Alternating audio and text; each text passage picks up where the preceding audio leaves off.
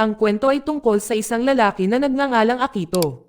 Isang araw habang nagbabasa siya ng gabay kung paano makakatagpo ng anghel ng kamatayan ng mabilis. Nakita niya ang isang magandang babae na mukhang anghel na nakaupo at nagdo-drawing. Si Akito ay sinubukan siyang kausapin. Ang babae ay nagsabi sa kanya na siya ay nagdo-drawing ng heaven, isang lugar na bibisitahin niya balang araw. Ipinaliwanag niya na mayroon siyang kakaibang sakit at 6 na buwan na lang ang natitira para mabuhay siya. Nang marinig ito ni Akito, hindi siya makapaniwala na mawawala ang isang magandang babae na parang anghel. Kaya nagsimula siyang mag-isip muli ng kanyang sariling mga plano upang makilala ang anghel ng kamatayan ng mabilis. Ang buhay ni Akito ay katulad din ng babae, na aksidente siya pauwi mula sa paaralan at dinala sa hospital. Sinabi sa kanya ng doktor na mayroon siyang malubhang tumor sa puso at tanging 1 taon na lang ang natitira sa buhay niya. Pakiramdam na parang gumuho ang kanyang buhay, naisip ni Akito na imposible ang kanyang pangarap na maging isang mahusay na artist.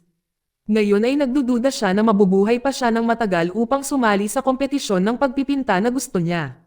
Ngunit pagkatapos na makilala ang babae at makita ang kanyang positibong saloobin, nagpasya si Akito na bumalik sa hospital upang makita siya muli. Nang bisitahin ni Akito ang kanyang silid sa hospital, nalaman niya na ang pangalan ng babae ay Haruna. Pareho silang may mga bihirang sakit at ang kanilang mga pangalan ay parehong mula sa panahon ng Hapon.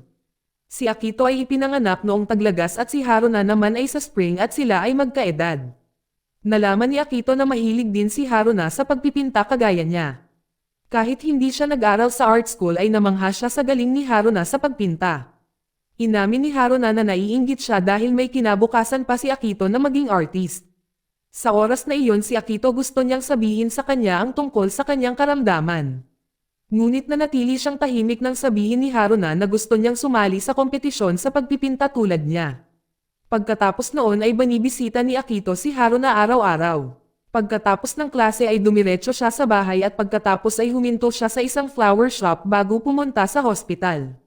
Iminungkahi ng may-ari ng tindahan ang mga bulaklak ng Gerbere na may iba't ibang kulay at kahulugan. Sa lalong madaling panahon pagkatapos pumili si Akito ng 5 Gerbere ng mga bulaklak na magkasama na nangangahulugang pag-asa. Sa hospital nakita ni Akito si Haruna na nagpapanggap na natutulog, humingi siya ng paumanhin at ibinigay sa kanya ang mga bulaklak. Tuwang-tuwa si Haruna at niyaya siyang kumain ng bola-bola sa cafeteria ng hospital bilang pasasalamat. Ngunit pagkatapos ay dumating ang punong nurse at hiniling kay Akito na bumisita muli bukas. Iniisip niya ang tungkol kay Haruna na nakaramdam ng kalungkutan ay nagpasya si Akito na tulungan siyang hindi makaramdam ng labis na pag-iisa. Naalala niya na si Haruna ay may kaibigan noong bata pa na nagngangalang Miura na kaklase din niya. Kinausap ni Akito si Miura sa klase at noong una ay akala niya gusto lang ni Akito na mapalapit sa kanya. Ngunit nang magkwento siya tungkol kay Haruna ay tumahimik si Miura. Doon sinabi ni Akito kay Miura ang tungkol sa kalagayan ni Haruna at umaasang bibisitahin siya ni Miura, ngunit tumanggi si Miura. Kinabukasan ay bumisita si Akito kay Haruna. Muli siyang nagdadala ng mga bulaklak ng Gerbere. Nang makita niya ang pagpipinta ni Haruna ay napagtanto niyang naghihintay siya ng isang tao. Sinabihan siya ni Haruna na sana ay dumating ang kanyang ama. Dahil hindi niya ito nakita ng 5 taon na, nais ng kanyang ama na makasama siya, ngunit dahil sa kanyang kalusugan si Haruna pakiramdam niya ay hindi na siya makakasama. Noong araw na iyon ay nagpasya si Akito na alamin ang higit pa tungkol sa pamilya ni Haruna mula sa head nurse. Nang magtanong siya tungkol sa mga magulang ni Haruna, ang head nurse ay nagsiwalat na siya talaga ang ina ni Haruna. Nalaman ni Akito na ang ama ni Haruna ay namatay noong isang aksidente habang nagbabakasyon kasama si Haruna. Dahil sa pangyayaring ito ay nakonsensya si Haruna at nais na makasama ang kanyang ama sa langit.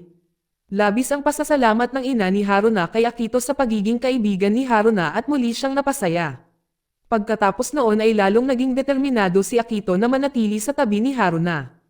Nagdala siya ng 6 na bulaklak ng Gerbere para sa kanya. Si Haruna na binigyan ng kanyang ina ng isang cellphone at nagsimulang gumamit ng social media ng aktibo. Habang sila ay tumitingin sa mga larawan sa kanilang mga telepono ay natagpuan nila ang kanilang mga sarili na nakatingin sa isa't isa ng buong pagmamahal na nagpapabilis ng kanilang mga puso. Habang si Akito ay nag-aayos ng mga bulaklak sa kwarto niya, tinanong ni Haruna kung bakit mas madalas niya itong binibisita kaysa makipaglaro sa mga kaibigan niya sa paaralan. Sinabihan siya ni Akito na wala siyang masyadong kaibigan na makakasama. Si Haruna ay tinanong din kung may nagustuhan si Akito, sabi ni Akito na may childhood friend siya, pero yung kaibigan na yon may kasama na. Curious din si Akito sa buhay pag-ibig ni Haruna, doon mabilis na sinabi ni Haruna na takot siyang umibig. Dahil alam niyang hindi magtatagal ang mga relasyon niya. Nakaramdam din siya ng selos dahil may kinabukasan pa si Akito na mahalin ang isang tao. Nang marinig ito ay gusto niyang sabihin kay Haruna ang tungkol sa kanyang karamdaman. Ngunit umaasa si Haruna na mabubuhay pa si Akito ng mahabang buhay upang muli silang magkita sa langit. Kaya napagpasyahan ni Akito na ilihim ang kanyang karamdaman at pagtuunan ng pansin ang paglalaan ng oras kasama si Haruna. Sa sumunod na araw ng binisita ni Akito si Haruna ay tinanong niya kung ano ang gusto niyang gawin sa summer vacation. Noong una ay nagbiro si Haruna na gusto lang niyang magpahinga sa kanyang sakit. Ngunit nang makitang hindi komportable si Akito ay sinabi niyang mahilig siyang manood ng mga paputok. Doon nangako si Akito na dadalhin siya upang makita ang fireworks at isinulat pa ni Haruna sa kanyang palad ang petsa ng kanilang pangako bilang paalala. Ngunit sa tagpuan si Akito ay biglang nawalan ng malay dahil sa kanyang karamdaman. Pagkagising niya laking gulat niya nang malaman niyang inoperahan siya para sa kanyang puso at kailangan niyang manatili sa hospital sa buong bakasyon sa tag-araw. Nang mapagtanto niya na ang araw ng kanilang pangako na konsensya si Akito dahil hindi niya ito nagawang tuparin. Nakita niya ang mga mensahe mula kay Haruna na lalong nagpasama sa kanya. Pagkaraan ng tawagan siya ni Haruna doon ay humingi ng tawad si Akito kay Haruna dahil sa pagsira niya sa kanyang pangako. Nang mga sandaling iyon ay hindi galit si Haruna, sa halip ay natutuwa siyang makita si Akito na nag-e-enjoy sa kanyang bakasyon kahit na nalungkot siya. Para sa kanya ang makita si Akito na masaya ay ang pinakadakilang kagalakan niya. Kahit na hindi nila nakita ang mga fireworks na magkasama, mahalaga pa rin ang kanilang mga sandali na magkasama. Pagkatapos ay binanggit ni Haruna na maaaring ito na ang huling mga paputok na makikita niya. Ngunit nanatiling umaasa si Akito at naniwala na mabubuhay pa siya ng mahabang panahon.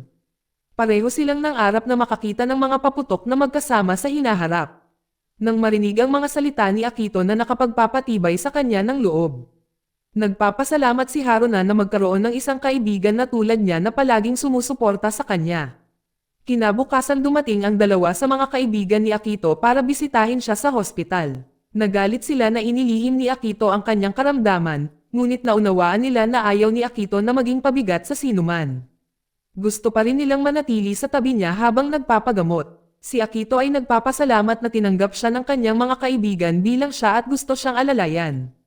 Habang si Akito ay nakakalanghap ng sariwang hangin ay nakasalubong niya ang ina ni Haruna.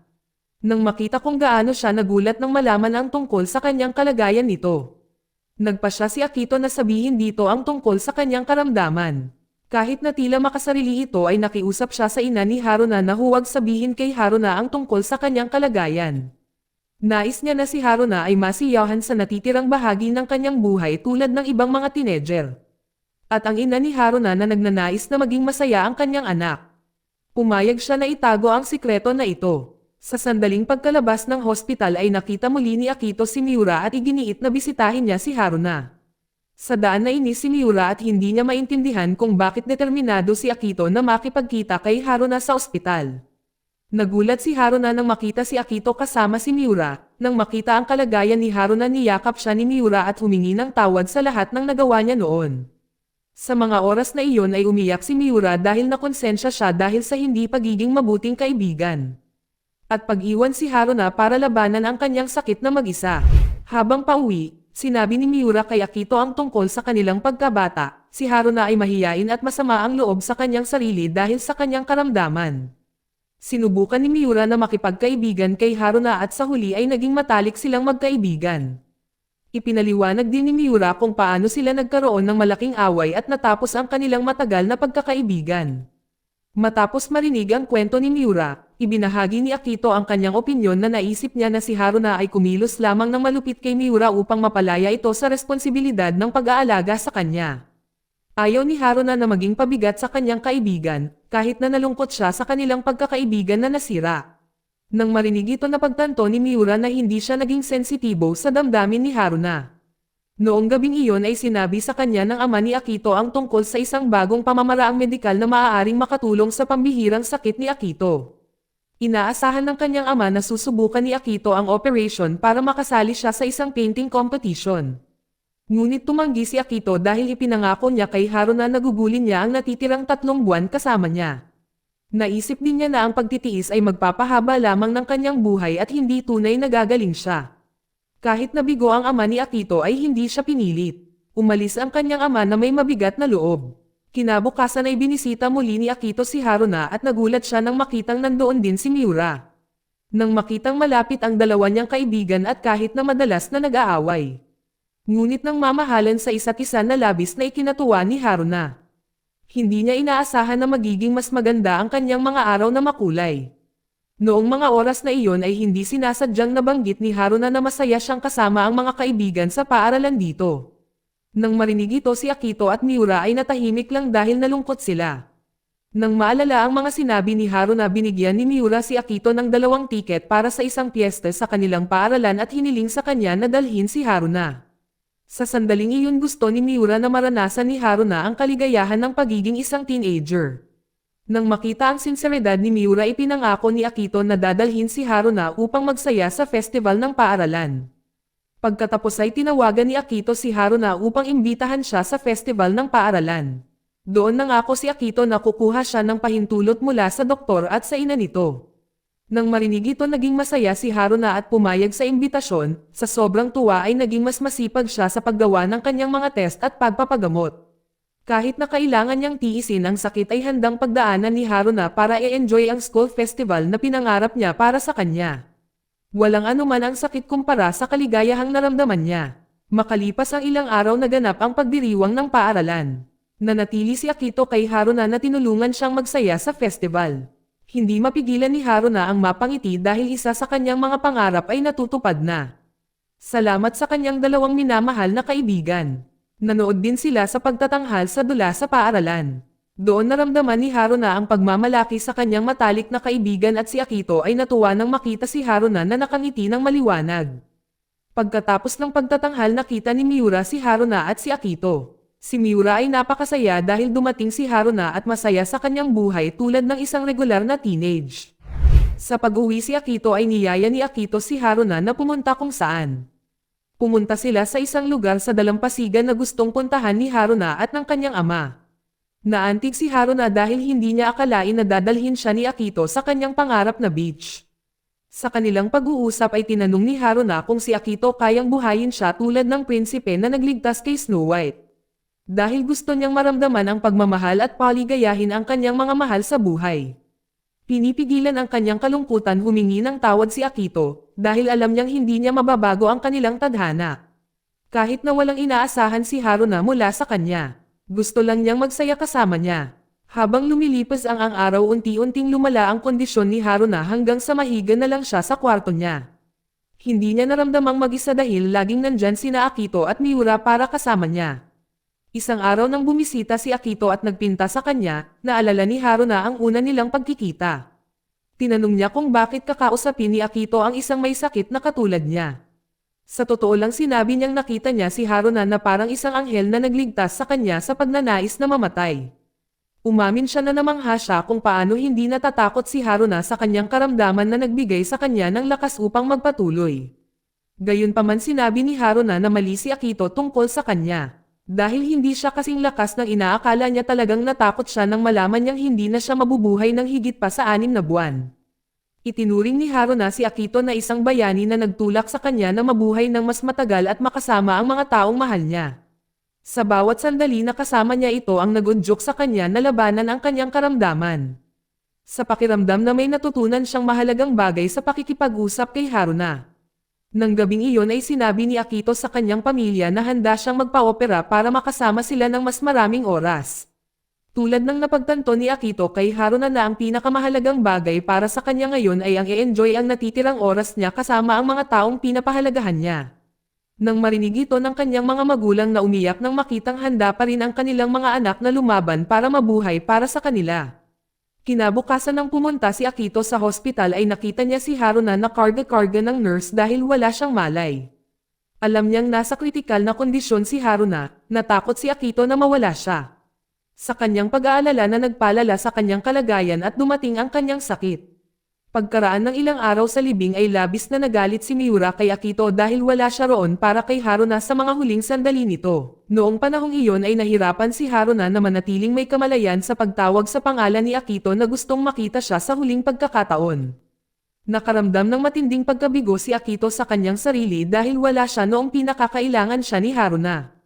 Pagkaalis ni Miura dumating ang nanay ni Haruna at binigyan si Akito ng isang sketchbook mula kay Haruna.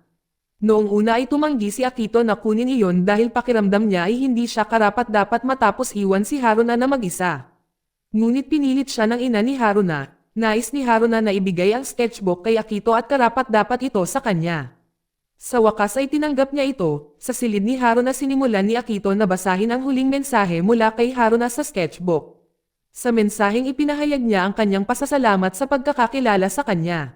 Sinabi niya na ginawa ni Akito ang kanyang silid na hindi na isang lugar ng may sakit, ngunit isang lugar na mainit na maliwanag at puno ng kaligayahan. Upang tuparin ang kanyang pangako kay Haruna, si Akito ay determinado na pagbutihin ang kanyang sarili upang sila ay mabuhay ng masaya at mas matagal. Ngayon ay bumalik si Akito sa art club at sumasailalim sa operasyon upang mapalawig ang kanyang buhay at makatanggap ng regular paggagamot. Nasasabik din siyang mabuhay araw-araw kasama ang kanyang pamilya. Samantala nalaman ni Miura na si Akito ay dumaranas din ng malubhang karamdaman. Madalas niyang dalawin si Akito sa hospital tulad ng pagbisita niya kay Haruna noon. Hindi nagkulang si Miura na magdala ng bouquet ng mga bulaklak ng Gerberian nang bumisita siya kay Akito.